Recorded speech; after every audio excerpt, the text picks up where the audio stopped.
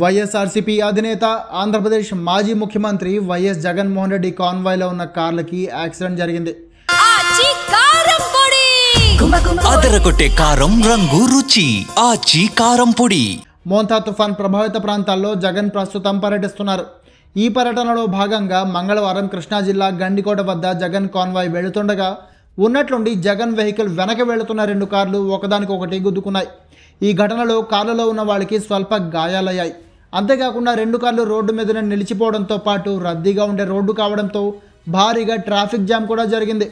అయితే జగన్ వెళుతున్న వాహనానికి ఎలాంటి ప్రమాదం జరగలేదు. యాక్సిడెంట్ అయిన కార్లను వదిలి మిగిలిన కార్లతో ఆయన ముందుకెళ్లిపోయినట్లు సమాచారం.